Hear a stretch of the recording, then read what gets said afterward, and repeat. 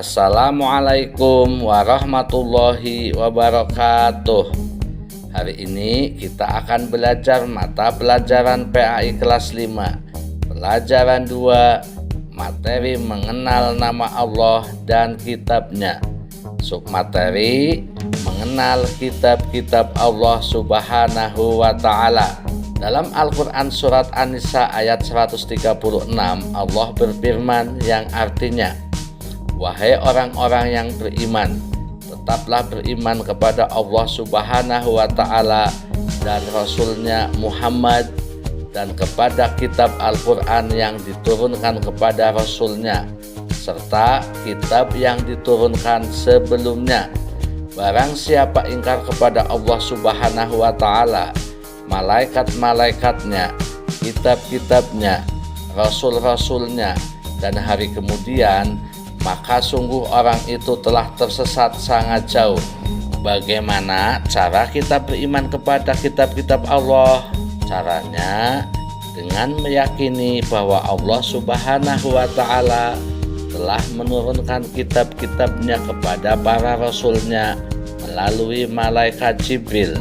Wahyu-wahyu Allah yang diterima oleh para rasul dalam perkembangannya ada yang dibukukan berbentuk kitab, dan ada pula yang tidak dibukukan atau berbentuk seperti suhuf, yakni lembaran-lembaran yang terpisah. Namun keduanya sama berisikan firman Allah yang diberikan kepada para nabi dan rasul. 1. Suhuf, wahyu Allah Subhanahu wa ta'ala yang disampaikan kepada para rasul, akan tetapi masih berupa lembaran-lembaran yang terpisah.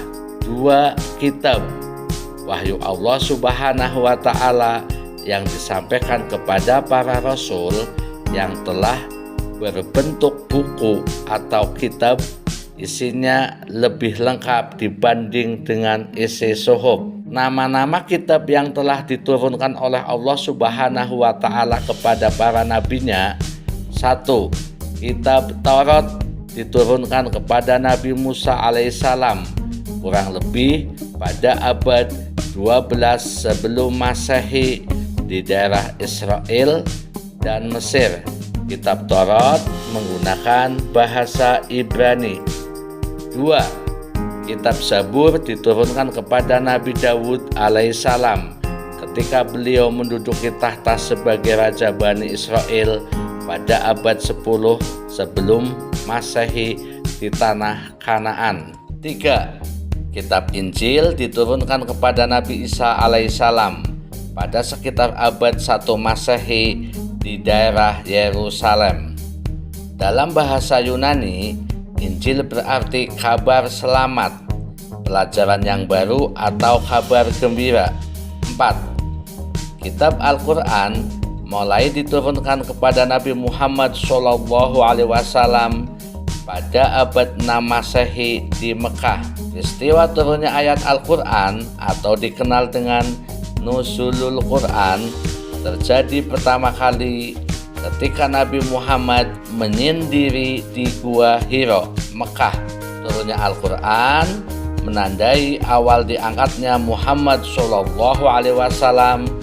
sebagai Rasulullah, utusan Allah Subhanahu wa ta'ala, ketika beliau saat itu genap 40 tahun. Anak-anakku yang soleh dan solehah, alhamdulillah pembelajaran kita hari ini sudah selesai. Jangan lupa untuk mengikuti pembelajaran selanjutnya ya. Terima kasih. Wassalamualaikum warahmatullahi wabarakatuh.